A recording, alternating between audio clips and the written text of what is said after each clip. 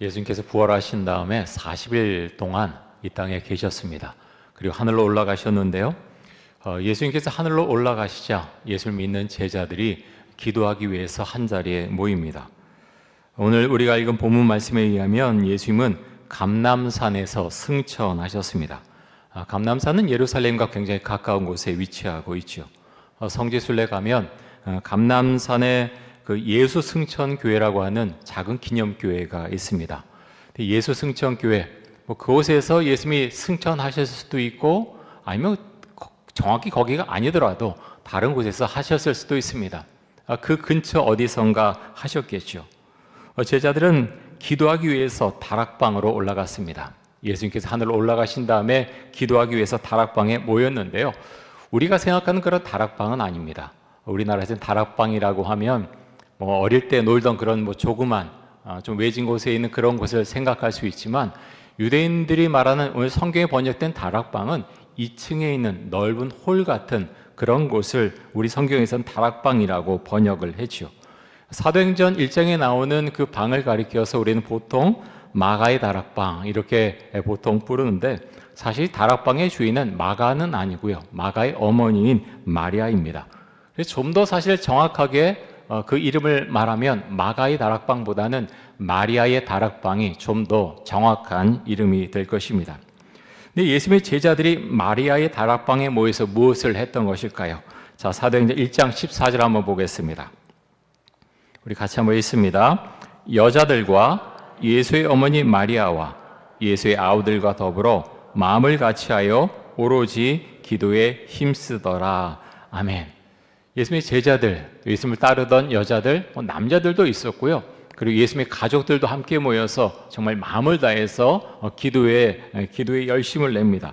근데 복음서에 보면 예수님의 동생들은 예수님을 대적하는 사람들로 나오죠. 예수님의 동생들은 예수님을 미친 자 취급을 했습니다. 근데 사도행전에 오면 완전히 달라집니다. 사도행전에 보면 예수님의 그 동생들은 예수님을 하나님의 아들로 메시아로 인정하게 되죠. 언제 이렇게 바뀌었느냐? 부활하신 것을 본 다음에 바뀐 것으로 보입니다. 여러분, 그런데 마리아의 다락방에 모인 약 120명의 사람들이 주로 기도한 내용이 무엇이었을까요? 그들은 성령 세례를 받기 위해서 모여서 함께 기도했습니다. 자, 사도행전 1장 4절과 5절 한번 보겠습니다. 우리 같이 한번 읽습니다.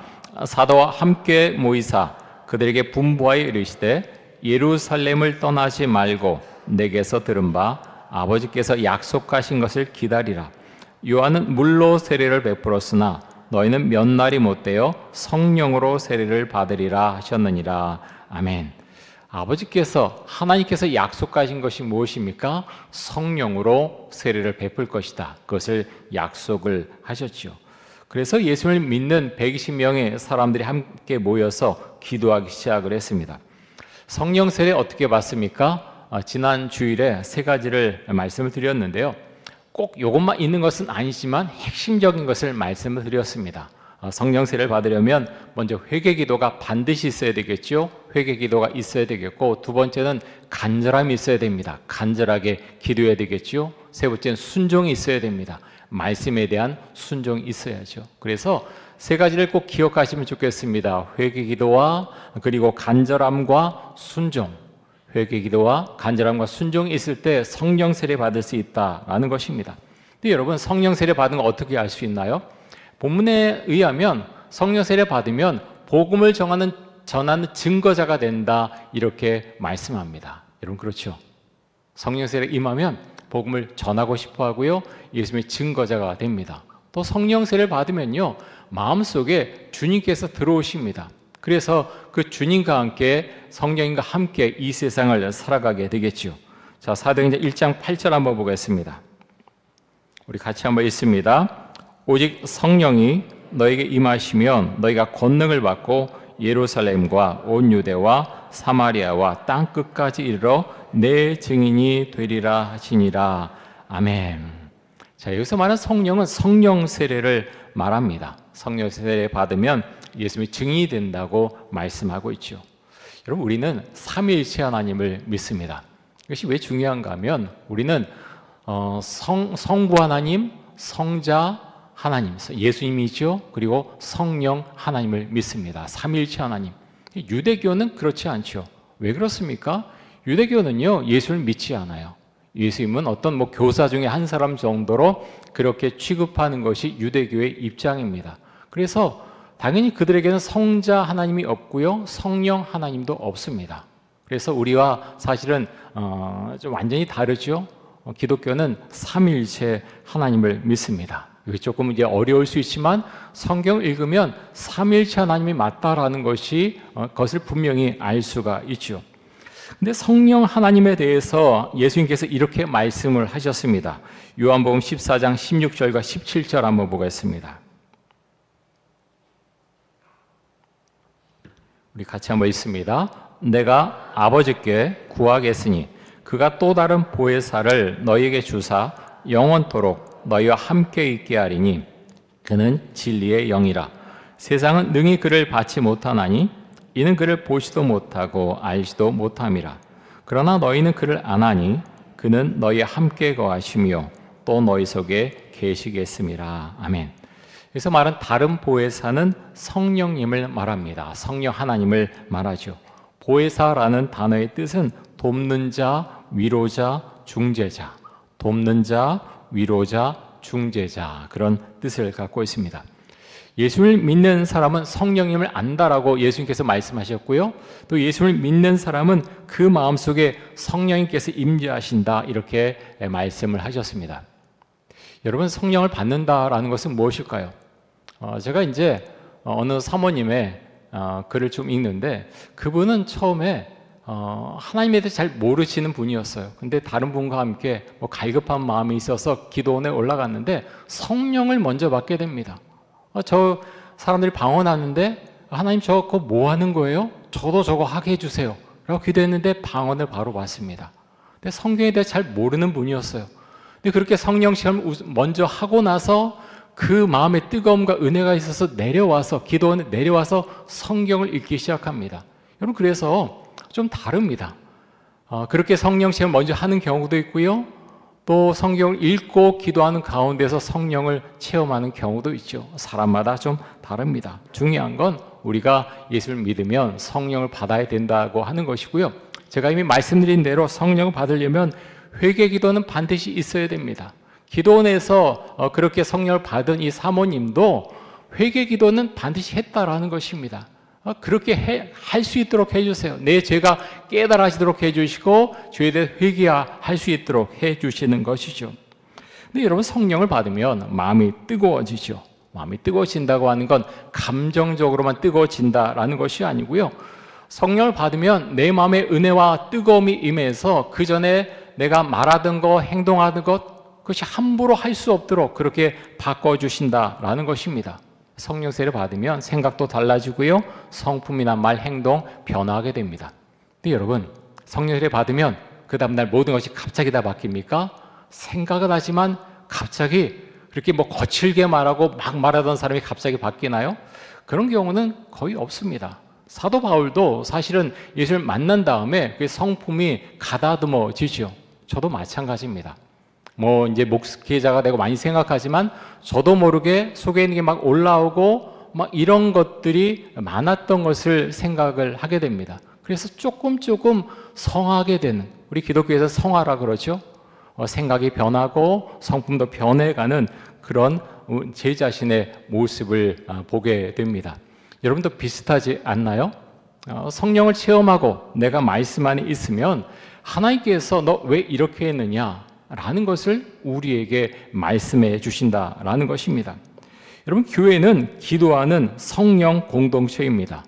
예수님께서 말씀하시기를 내 집은 기도하는 집이다 라고 말씀을 하셨지요. 여러분, 교회는 기도하는 집입니다. 주의 거룩한 영이 임하는 것이 바로 교회죠.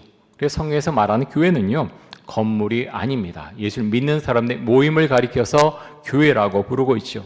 그래서 우리가 초대 예루살렘 교회라고 하지만 예루살렘 교회, 팻말이 있었을까요? 우리 교회는 밖에 이촌동 교회 이렇게 되어 있지요. 이촌동 교회 되어 있습니다. 예루살렘 교회 이 성도들이 모일 때 밖에 예루살렘 교회 붙여 놓았을까요? 아무것도 없었습니다. 그런데 우리는 이 교회를 가리켜서 초대 예루살렘 교회라고 부르죠. 왜 그렇습니까?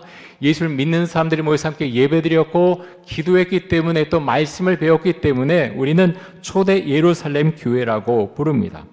여러분, 기도가 무엇입니까? 너무나 잘 알고 있죠. 기도. 잘 알고 있지만 잘못하면 여전히 부담이 되는 기도. 기도가 뭡니까? 기도는 하나님과 대화를 나누는 거죠. 우리의 생각을 주님께 아뢰고 또 주님께서 우리 주시는 그 말씀을 우리가 받습니다. 근데 어떻게 그 말씀을 받습니까? 어떻게 기도 응답 받습니까? 우리 마음속에 주시는 마음의 감동으로 우리는 받습니다. 여러분, 물론 직통으로 하나님께서 말씀하시는 경우가 있어요. 하지만 대부분의 경우는 그렇지 않습니다. 그렇게 자신 있게 말하는 대표적인 사람들이 참 슬프게도 이단의 교주들이 그런 이야기를 하죠. 나는 직통 계시를 한다라고 말하지만 사기꾼들이죠. 그렇다고 직통 계시가 다 잘못됐다라고 말할 수는 없습니다. 그렇게 말씀하시는 경우가 있죠. 하지만 대부분의 경우는 우리 마음에 감동을 주시고 또 성경 말씀을 통해서 알려주시고 목사님의 설교를 통해서 우리에게 말씀하실 때가 대부분입니다. 여러분, 그런데 우리는 어떻게 하면 기도하는 그런 삶을 살아갈 수가 있을까요? 가장 중요한 것은요, 하루의 삶 가운데 내가 기도 시간을 정하고 기도 장소를 정하고 기도해야 된다라는 것입니다. 물론 우리는 길을 가다가 기도할 수 있고요, 버스를 타고 가다가 기도할 수 있습니다. 그런데 좀 더 내 영이 깊어지고 주님과 깊은 교제를 나누려면 반드시 기도 시간을 하루 중에 정해야 되고요, 기도 장소 정해서 기도한 시간을 가져야 됩니다. 그럴 때 영이 더 깊어질 수 있고 깊은 대화를 주님과 나눌 수가 있는 것이죠. 산상수훈에 보면 예수님께서 말씀하시기를 내가 골방에 들어가서 기도하면 은밀한 중에 보시는 내 아버지께서 너의 기도를 들어주실 것이다 말씀을 하셨습니다. 여러분, 요즘 기도하고 계십니까? 골방에 가서 기도하십니까? 아니면 교회 와서 기도하십니까? 기도의 시간 꼭 가지실 수 있기를 바랍니다. 그런데 제자들이 예수님의 말씀을 듣고 그러면 주님 어떻게 기도해야 될까요? 물어봤지요. 그러면서 구체적으로 좀 알려주십시오 라고 했을 때 예수님께서 가르쳐 주신 기도가 주기도문입니다. 자, 마태복음 6장 9절에서 13절까지 한번 보겠습니다. 우리 같이 한번 읽습니다. 그러므로 너희는 이렇게 기도하라. 하늘에 계신 우리 아버지여, 이름이 거룩히 여김을 받으시오며 나라가 임하시오며 뜻이 하늘에서 이루어진 것 같이 땅에서도 이루어지이다. 오늘 우리에게 일용할 양식을 주시옵고 우리가 우리에게 죄 지은 자를 사하여 준 것 같이 우리 죄를 사하여 주시옵고 우리를 시험에 들게 하지 마시옵고 다만 악에서 구하시옵소서. 나라와 권세와 영광이 아버지께 영원히 있사옵나이다. 아멘. 자, 주기도문을 가르쳐 주셨는데요. 여기서 몇 가지 좀 뽑아서 요약해 보면 이렇습니다. 기도를 어떻게 하느냐? 처음에 하나님의 이름을 부릅니다. 하나님, 하나님 아버지, 나를 사랑하신 하나님. 어떤 미사오그를 붙이든지 일단 하나님의 이름을 부르게 되죠. 그 다음에 내용을 기도하게 되는데요. 예수님께서 무엇이라고 말씀하셨습니까? 하나님의 나라가 이 땅에 이루어지길 위해서 기도하라. 하나님의 나라가 이 땅에 이루어지길 위해서 기도하라라고 말씀을 하셨죠. 하나님의 나라는 천국을 말합니다. 우리가 예수를 믿게 되는데요. 우리가 예수를 믿고 신앙을 고백하게 되면 두 가지 종류의 하나님 나라를 우리가 알게 되는데, 첫 번째는 우리가 이 땅에 살면서 하나님의 나라, 천국을 경험하며 살게 된다라는 것입니다. 우리가 죽어서만 천국 가는 것이 아니죠. 하나님을 믿으면, 예수를 믿으면 먼저 이 땅에 이미 임한 하나님의 나라를 우리가 경험하면서 천국을 경험하면서 살게 된다라고 분명히 말씀을 하셨고요. 그리고 우리가 죽은 다음에 천국으로 가게 됩니다. 그것을 위해서 기도하라라고 말씀을 하셨고, 세 번째는 일용할 양식을 위해서 기도하라 이렇게 말씀을 하셨죠.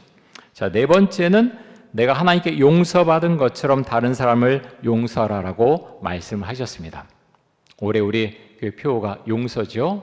용서, 사랑의 시작입니다. 근데 제가 처음에 물론 총회 주제이기도 하지만 참 주제가 좋다라고 생각하고 했는데 생각보다 이게 너무너무 깊은 거예요. 용서가 이렇게 강력한 은혜가 있고 깊은 영성이 있구나 하는 것을 참 많이 생각을 하게 됩니다. 그래서 왜 자꾸 용서에 대해서 예수께서 말씀을 하시느냐? 용서하지 않으면요, 영적으로 자꾸 막히게 돼요. 기도가 막히게 돼요. 나도 모르게 자꾸 막히게 됩니다. 그래서 너무너무 어려운데 용서 부분을 내가 넘어가야 영적으로 열리게 됩니다. 그래서 자꾸 용서라고 말씀하시는 거죠. 자, 5번째는 시험에 들지 않게 기도하라라고 말씀을 하셨습니다. 여러분, 다윗 같은 영적인 거장도 정욕이 들어가자 넘어지죠. 넘어져서 엄청난 고통을 나중에 받게 됩니다. 그래서 우리가 시험에 들지 않게 날마다 기도를 해야 될 것입니다. 여러분, 기도를 어떻게 하면 잘할 수 있습니까? 제가 이제 일부 예배 때도 그런 말씀 드렸는데, 가령 이제 운전을 하는데요. 운전에 대한 어떤 공부를 열심히 합니다. 이렇게 하면 운전을 잘할 수 있고, 어떻게 하면 운전 잘할 수 있고, 그런데 한 번도 해보지 않습니다. 여러분, 운전 잘할 수 있나요? 운전 당연히 못하겠죠. 그런데 기도도 그런 의미에서는 똑같다라는 거죠. 기도에 제가 설명을 드립니다. 주기도문에 이런 내용이 있습니다. 근데 본인은 기도를 한 번도 안 합니다. 와서 식사 기도는 하는데 그 다음에 잘 기도할지 모릅니다. 왜 기도를 못합니까? 기도를 안 하기 때문에. 기도 안 하기 때문에 못하는 겁니다. 그래서 기도는 대화라고 했죠. 기도하는 겁니다. 하나님, 저 기도 잘 할 줄 몰라요. 하나님, 제가 기도할 때 제 기도를 들으시나요? 여러 가지 이야기를 하는 겁니다. 그러면서 기도가 언제 더 늘어갈 수 있느냐? 물론 성령세를 받는데 하나님의 말씀에 좀 더 알아갈 때, 말씀을 읽을 때 기도의 거리가 넓혀가고요, 올바른 기도의 방향을 가지고 기도할 수 있게 된다라는 것입니다. 그래서 여러분, 기도를 직접 해야 되고 또 하나는 성경 말씀을 읽어야 된다라는 것입니다. 여러분, 우리 교회가 기도하는 믿음의 공동체가 될 수 있기를 간절히 원합니다. 지금 여기도 기도 열심히 하신 분들, 영적인 분들 많이 계시죠? 정말 주일 예배 빠지면 안 되겠고요. 새벽 기도회, 수요 기도회 좀 더 많은 분들이 오시면 좋겠습니다. 성경은 개인적으로 하는 기도도 참 강조하고 있지만 그것 이상으로 공동체가 모여서 함께 드린 예배, 기도에 대해서 굉장히 강조를 많이 하고 있습니다. 그래서 여러분, 특히 수요일 같은 때 직장에서 너무 늦는다라고 하면 한 10분이라도 남는다, 와서 참여할 수 있다라고 하면 괜찮습니다. 오십시오. 와서 조금이라도 같이 기도하고요, 함께하는 것이 너무나 중요합니다. 새벽 기도에 오기가 너무 힘들다, 그럼 일주일에 한 번만 오십시오. 생각하고요, 참여하는 것입니다. 참여할 때 영적인 것이 더 넓혀진다라는 것이죠. 자, 성경에서 말하는 신앙, 공동체적인 신앙이죠. 초대 예루살렘 교회도 그랬고 안디옥 교회도 똑같았습니다. 그들은 공동체적인 믿음과 기도를 중요시했죠. 우리도 기도할 수 있기를 원합니다. 우리 장로님들 한 달에 한 번 수요 기도회 끝나고 모여서 기도하시는데요, 참 너무나 반갑고 참 고맙습니다. 우리 권사에도 모여서 기도하잖아요. 제가 이제 이야기를 다 듣는데 좀 더 힘내십시오. 좀 더 모여서 기도해야 됩니다. 우리 권사님들이 기도의 어머니죠. 기도할 때 주의 영이 임하고 우리 교회가 살아나지만 기도하지 않으면 모든 것이 이상한데 안 됩니다. 처지고 어려워져요. 하지만 기도하면 달라지지요. 기도하면 우리의 예배가 달라지고요, 기도하면 우리의 가정이 달라지고, 기도하면 서로 공동체가 달라집니다. 기도하면 찬양대가 달라지고, 기도하면 교육부서가 달라집니다. 눈에 보이지 않죠. 그런데요, 기도하지 않으면 정말로 망합니다. 교회는요, 망해요. 그래서 교육부서 우리 선생님들 너무너무 열심히 하는데 계속해서 제가 기도하는 건 그겁니다. 애들 어떻게 뭘 맛있는 거 사주고 너무너무 감사하죠. 그런데요, 영적인 것이 없으면 애들은요, 그 선생님 참 좋았어, 참 맛있는 거 많이 먹었지, 그리고 끝이에요.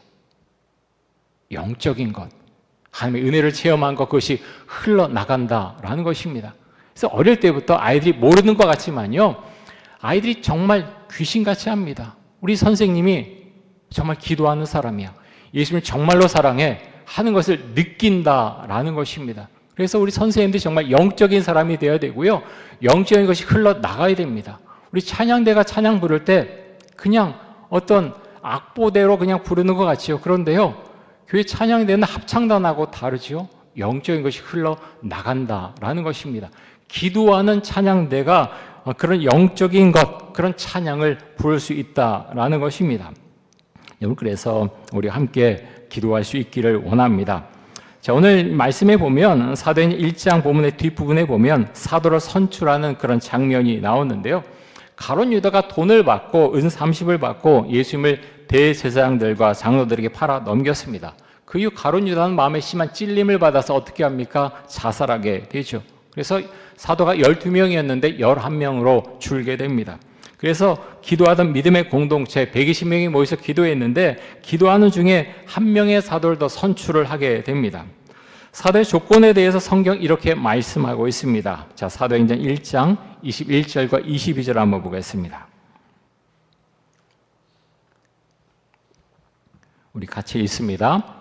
이러함으로 요한의 세례로부터 우리 가운데서 올려져 가신 날까지 주 예수께서 우리 가운데 출입하실 때 항상 우리와 함께 다니던 사람 중에 하나를 세워 우리와 더불어 예수께서 부활하심을 증언할 사람이 되게 하여야 하리라 하거늘. 자, 이제 가룟 유다의 자리 대신할 사람을 이제 뽑게 되는데요. 그 조건이 무엇입니까? 예수님께서 세례를 받으실 때부터, 세례 요한에게 물세를 받으실 때부터 예수님이 부활하시고 승천하실 때까지 함께 있던 사람, 그 사람 중에서 예수님을 증거할 사람 한 사람을 뽑는다라는 것입니다. 그래서 뽑힌 사람이 누굽니까? 마띠아라는 사람이죠. 이들은 기도한 후에 두 명의 후보가 나왔었지요. 요셉과 마띠아가 나왔는데 기도한 후에 제비를 뽑아서 마띠아를 12번째 사도로 선출하게 됩니다. 여러분, 교회는 기도하는 믿음의 공동체입니다. 그렇게 기도할 때 교회는 든든히 세움을 받을 수 있고 또 하나님의 은혜에 의해서 건강하게 성장해 나갈 수 있습니다. 사랑하는 성도 여러분, 우리가 몇 가지 기억할 수 있기를 원합니다. 우리 교회가 정말 기도하는 믿음의 공동체가 되게 해달라고 기도해 주시고요. 또 하나는 내가 용서할 수 없는 그 사람을 그리스도의 사랑으로 용서할 수 있게 해달라, 그것을 기도하실 수 있기를 바랍니다. 또 한 영혼을 품고 기도하고 그 사람을 전도할 수 있게 해달라고 그렇게 기도하실 수 있기 바랍니다. 또 올해 우리가 예배 캠페인을 하고 있죠.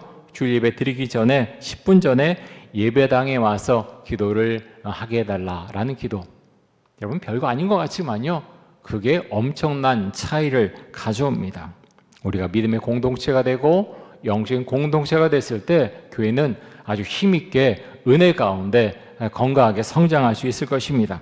여러분, 우리 교회가 그런 교회가 될 수 있게 원하고요. 여러분이 평소에 기도의 시간과 기도의 장소를 정해서 기도하고 또 우리가 정말 새벽 기도회와 수요 기도회, 주일에 왔을 때 정말 주를 향해서 온전한 마음을 다한 기도를 우리가 함께 드릴 때 주께서 우리 예배를 받아주시고 또 기도를 받아주시고 우리 교회 가운데 함께 하시고 우리 교회의 모든 것을 이끌어 주실 것을 믿습니다. 우리 함께 기도하겠습니다. 이 시간 기도할 때 하나님, 우리 교회가, 이천동 교회가 기도하는 믿음의 공동체가 되게 하여 주옵소서. 또 하나님, 미워하는 사람이 없게 해주시고 그 사람을 내가 하나님 용서할 수 있도록 하여 주옵소서. 또 한 영혼을 품고 기도하게 해주시고 그 사람을 전도하게 하여 주옵소서.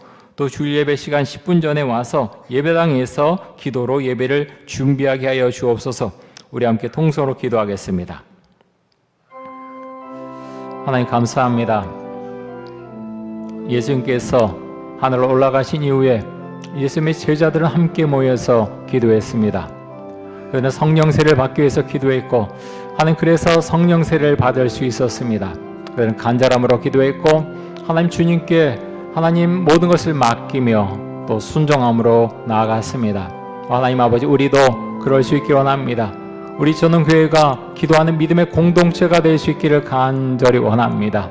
하나님 아버지, 우리가 개인적으로 기도하지만 모여서 기도할 때 성령의 역사가 임한 것을 우리가 함께 경험하며 하나님 마음을 다해서 하나님 기도 제목을 놓고서 함께 기도할 수 있기를 원합니다. 하나님 아버지, 초대 예루살렘 교회와 안디옥 교회가 그렇게 복음을 전하는, 전도하는 교회가 된 것은 하나님 그들이 기도하는 사람들이었기 때문입니다. 하나님 아버지, 우리도 기도할 수 있기를 원합니다. 하나님 아버지, 주께서 은혜 주셔서 우리 장로님들, 권사님들, 안수집사님들, 집사님들, 그 모든 성도가 기도하는 공동체를 이룰 수 있기를 간절히 원합니다. 기도하는 찬양대로 만들어주시고 기도하는 교육부서, 기도하는 선생님들이 될 수 있기를 간절히 원합니다. 기도할 때 하나님께서 그 길을 열어주시고 기도할 때 모든 것을 인도해 주실 것입니다. 하나님 아버지, 우리가 그것을 잊지 않도록 해주시고 주 앞에 나가서 개인적으로 기도하며 모일 때마다 기도하는 공동체가 될 수 있기를 간절히 원합니다. 우리 심령가의 뜨거움과 은혜를 주셔서 죄를 고백하게 해주시고 서로 사랑하게 해주시고 하나님의 은혜 가운데 용서의 영이 임할 수 있기를 간절히 원합니다. 내 마음으로 너무나 괴롭고 힘들고 그 사람을 용납하기 어렵지만 주의 성령께서 임재하셔서 하나님 아버지 내 힘으로 할 수 없는 것을 할 수 있도록 해주시고 용서할 수 있도록 주의 은혜의 영을 부어주시기를 간절히 원합니다. 그래서 하나님 아버지, 우리 영이 자유로워서 하나님 아버지 영적으로 좀 더 깊은 그런 기도를 드리며 주님과 교제하며 살아갈 수 있기를 간절히 원합니다. 예수를 믿으면 믿을수록 우리의 성품이 변화되고 우리의 삶이 변화되고 생각이 변화되고 하나님 하는 모든 것들이 변화될 수 있기를 원합니다.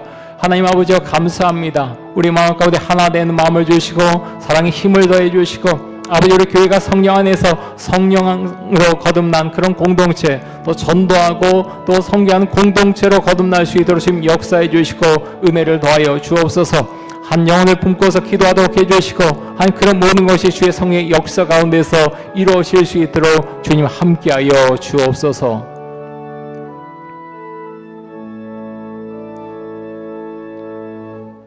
하나님 감사합니다. 하나님을 알게 해주시고 믿게 해주시고 또 증거자로 살게 해주심에 감사합니다. 하나님, 오늘 이 예배에 참여한 성도님들 하나님 모두가 성령 세례 받을 수 있기를 간절히 원합니다. 하나님 아버지, 회개 기도하고 또 간절함을 가지고 그렇게 주 앞에 나아갔을 때 또 순종할 때 주께서 성령 세례를 베풀어 주심을 믿고 또 주 앞에 간구할 수 있기를 원합니다.